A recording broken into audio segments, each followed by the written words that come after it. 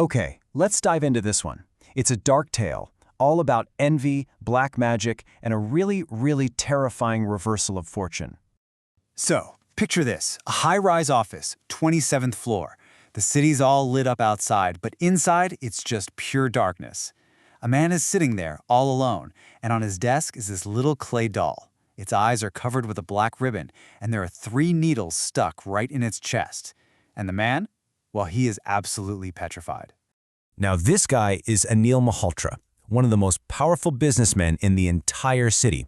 So you gotta ask, how did a man who had literally everything end up here, paralyzed by fear, just staring at this creepy little doll? Well, to get that answer, we've got to go back to the beginning.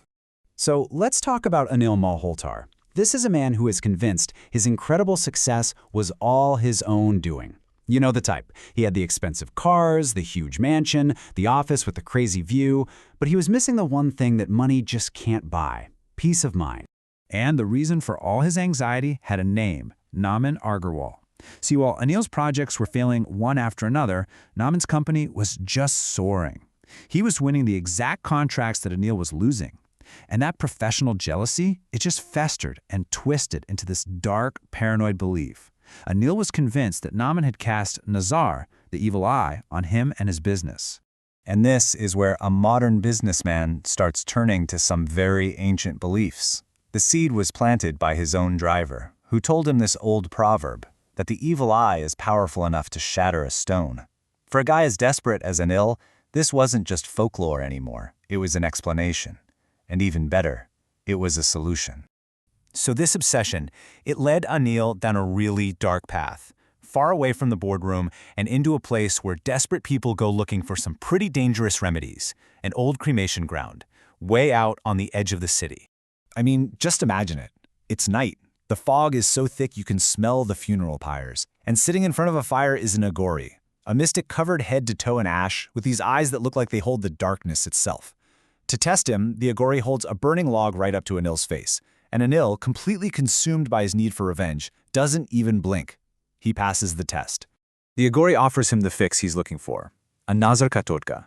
It's a ritual object meant to reverse the curse, and it's a small doll, but it's crafted from some pretty unholy materials: soil from the cremation ground and ash from a funeral pyre. Its purpose is simple, and it is absolutely devastating: to destroy an enemy's luck.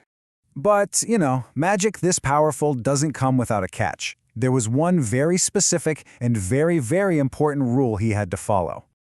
Okay, so here's how it works. First, the doll is made from that potent mix of boneyard soil and funeral ash. Second, the Agori takes a photo of Anil's rival, Naman, attaches it to the doll, and then pierces it with 3 needles.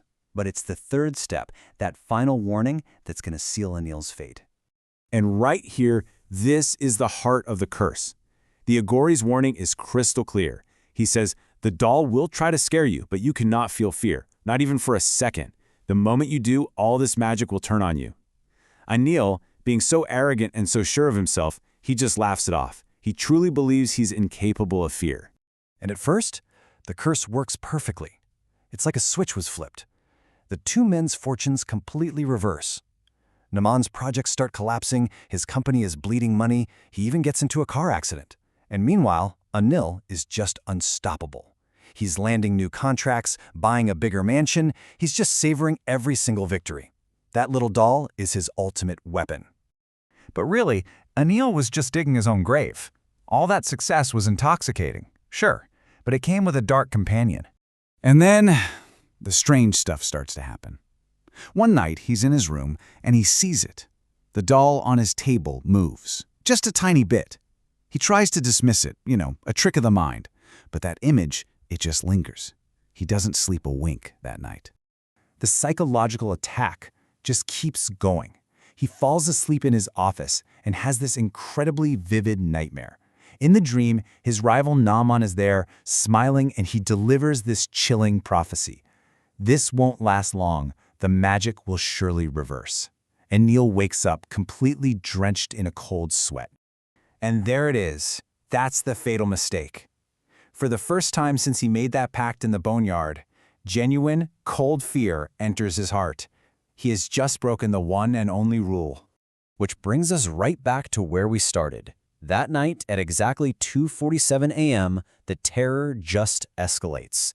The doll on his desk starts to move again. The lights flicker on and off, and then, with this unnatural slowness, its head starts to turn, twisting all the way around to face him.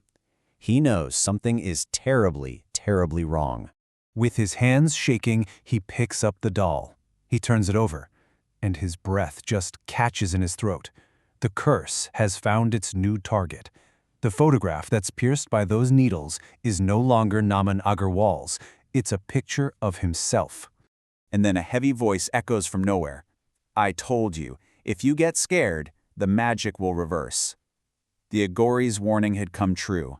The pact was broken, and the consequences, they were absolute.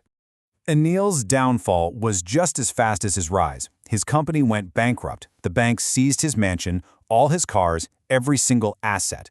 The man who had everything was suddenly left with nothing but a begging bowl, sitting on the same streets where people used to celebrate him. The envy that drove him to do all this, well, it had finally consumed him. One day, a man stops in front of him. It's Naman. He looks down at the ruined Anil, and he delivers the final, haunting truth. He says, I never did anything to harm you. No one ruined you. This is all the effect of your own evil eye. And that's what we're left with, right? This central question. Did that little doll from the boneyard actually possess some kind of dark, supernatural power?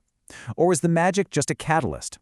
A physical object that gave Anil permission to be completely destroyed by the poison that was already inside him all along, his all-consuming envy, and in the end, his own fatal fear.